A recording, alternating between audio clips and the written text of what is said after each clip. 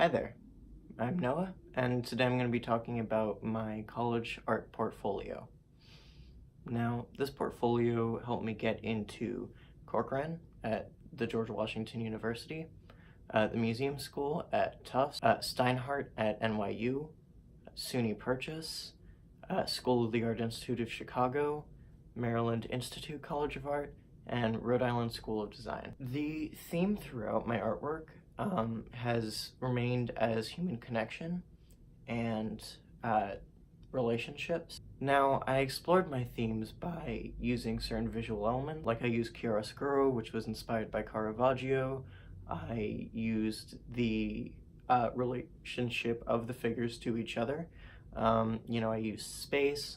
I tried to explore facial expressions, things like that. So let's get into it. This first piece I'm showing you is actually a printout of a much larger 33-inch by 33-inch painting. And what I did here is I tried to contrast the black and the white and the use of negative space to represent a distance between these two people. I tried to make it a little interesting with my shading. Like, I used a lot of cross-hatching. This next piece is a print from an ink copper plate that I etched into. Again, I tried to use a lot of the same things: the negative space, the contrast of the background to the foreground, and the cross-hatching. This was supposed to symbolize a conflict between two friends, and I hope I did that pretty effectively. This is another printout of a much larger piece of work. I think the original is 30 by 40 inches, and I was basically trying to show like an artificial connection between a group of people, but it's also reminiscent of old Western religious work because of the lighting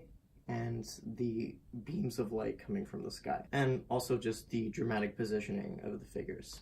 Here is my first self-portrait. So it uses lorem ipsum dolor, which is known in graphic design as Greek, even though it's Latin. And this is supposed to represent what I'm saying not being registered by other people. So this right here is an 18 by 24 model drawing that I did from a nude model.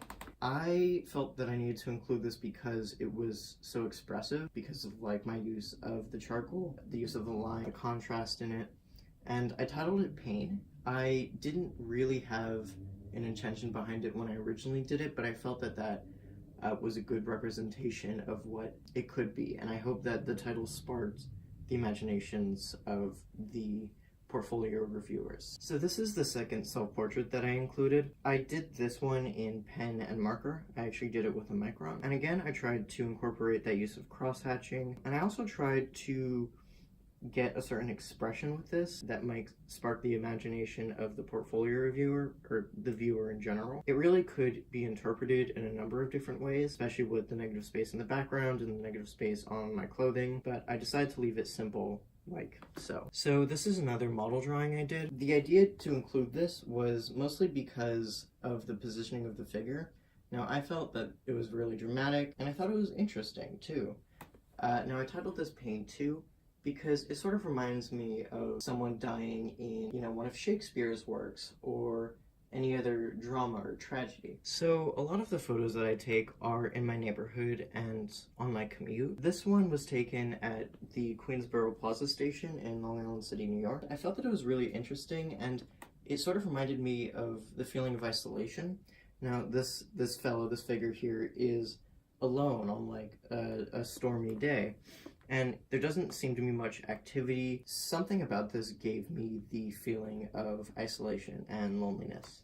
So I'm sorry about how glossy this is, but this is a photograph that I took in my neighborhood, and I decided to include it for some of my portfolios because I thought that it was really good in that it captured a sense of family, of home, and it really put the viewer outside of this scenario, and it isolated the viewer from the rest of the scene, which I thought was really interesting.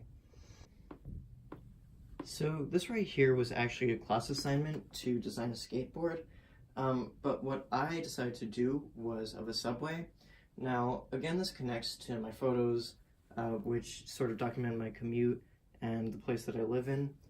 But I also wanted to sort of make a statement with this, which is like, notice beauty in even the most ugly of places, which in my opinion would be the subway. And I did this for the skateboard project because I thought that the frame of the skateboard was similar to like the awkward framing of subway windows and doors. Here's another photo on the subway that I did, which I thought was symbolic of isolation. So here's my third and final self-portrait that I did, and again I brought in the theme of cross-hatching and expression, but something that I like to do is to use a very limited color palette, and I did this with this piece of work as well as a bunch of my others. And I titled this "I'm Not Listening" to sort of let the viewer assume a context for this, let them assume the meaning of it. The following stuff is going to be studies. Now I only include this for 1 or 2 schools because most of my schools wanted to see finished pieces and things that connected to my theme more, but this was a study I did of doing my self-portrait, drawing myself, and it informed the self-portraits that I talked about earlier, and I thought that's why I should include it. These are more studies that I did from figure drawing, and this sort of informed the way I use tone, color, cross-hatching, and layering. Here again is another figure drawing study that I did, which informed my use of color, layering, and tone especially. But I also thought this was interesting because of the figure's relationship to space. Now I left all of the foreground in front of the figure out as negative space, and I thought that was especially interesting, so I actually did include this in my portfolio. Alright, well, thank you for watching, and good luck to all of you if you're in the process of making your portfolio. I know it can be a stressful time.